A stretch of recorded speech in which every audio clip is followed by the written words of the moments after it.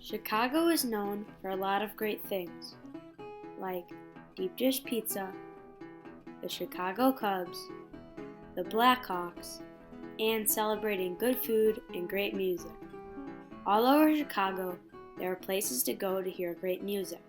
One of those places is the Hideout. The Hideout is not a normal bar, it's more than a bar. The Hideout is made of rich culture, torn up bar stools, and a huge community.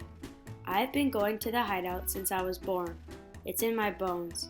It just so happens that my dad, Mike Hinchliff, is one of the owners of the Hideout. In December 1997, four young friends bought the Hideout. They had big dreams and very little money. In 1875, where the Hideout is located now, was not a very clean area. It was surrounded by the North Chicago Rolling Mill, which made steel and iron for the first skyscrapers and rails for trains. All around the area were little wooden buildings where people who worked in the factories lived. They were called boarding houses. In 1876, Patrick and Anastasia Meany came from Ireland as immigrants, and Patrick got a job at the North Chicago Rolling Mill. After he worked for a couple of years, they started a family. Sadly, after they had two children, Patrick Meany died. Anastasia had no income to support her family, so she started to take in boarders to pay the bills.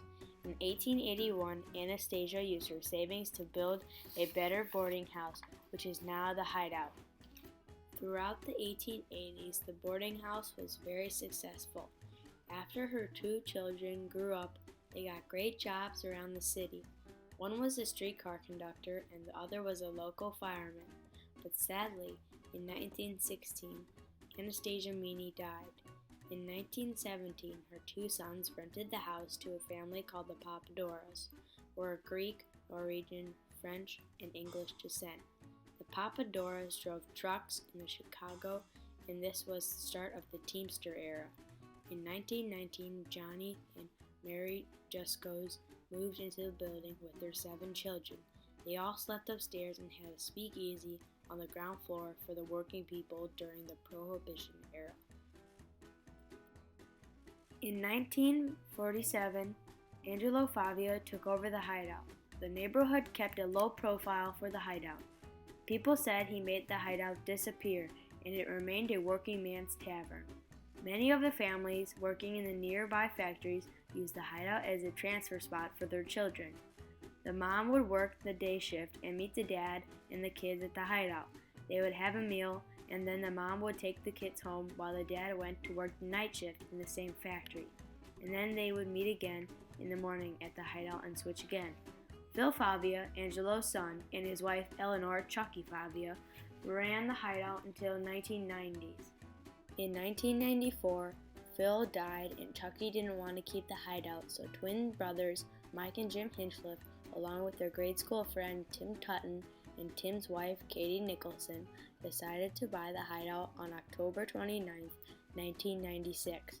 When I asked a lot of people why they thought the Hideout was different from any other bars, I got a lot of answers. What makes the Hideout different from any other taverns in Chicago? Because the Hideout does really cool, unique things. Like every year they would do the panto, which was so much fun for me and the kids. They would put on a show, write it, act it, all the bartenders, musicians, and it was totally fun and funny and interactive, and it was great. Everyone is welcome at the Hideout. If you hang out long enough, you might end up working, volunteering, setting up chairs, or dreaming up an event that you'd like to see happen. Some of those great events are soup and bread, veggie bingo, and of course the annual Hideout Block Party. What would be your favorite Hideout memory? If you're related to anyone who works there, they will pretty much allow you to bartend, which is pretty nice, and you can get free drinks.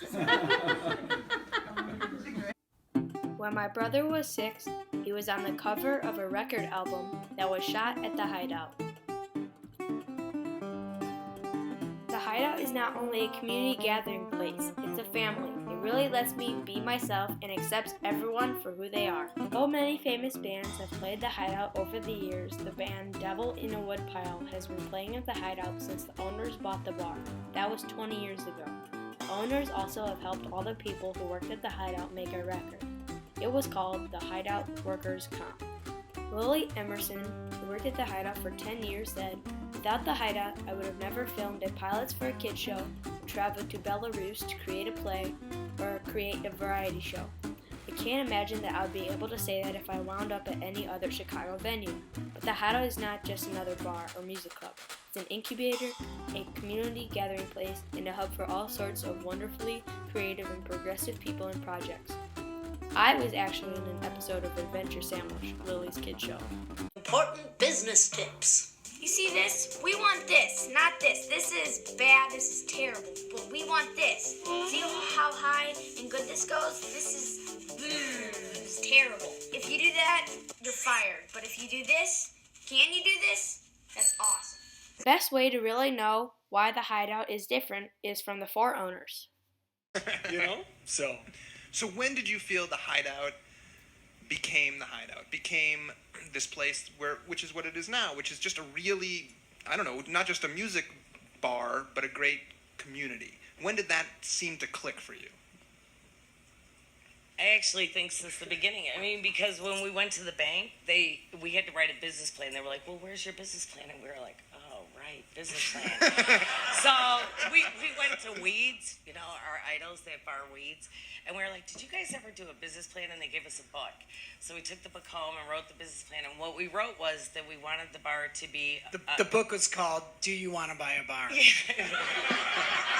And Sergio Mayora, his cousin at Weeds. Wait, speaking of Sergio... He gave us this book and he goes, "Check this out."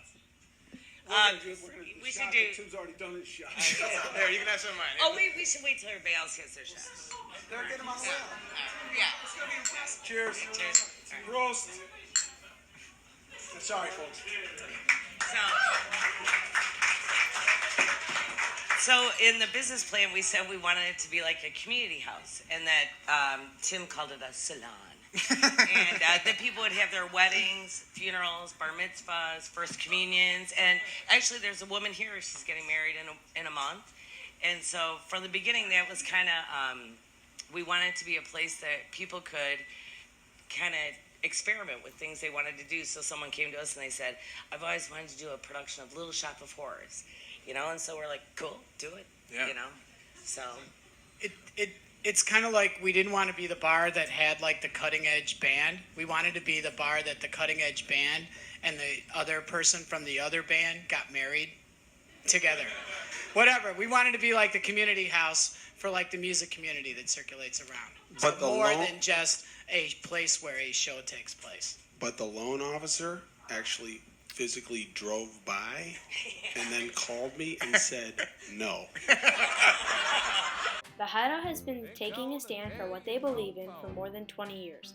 Here are some things that the Hideout has done that speaks their opinion. In 2008, people came together at the Hideout to get onto a bus to go to President Barack Obama's inauguration. And the first Tuesday with Mick and Ben is a monthly political talk show.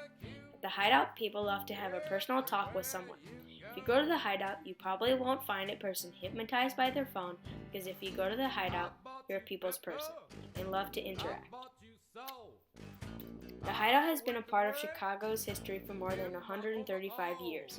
People come to the Hideout to hear great music, but it's that community living room feel that attracts everyone into coming back. I can't use you no more, so tell me, pretty mama, who'd you give my barbecue to? I'm a poor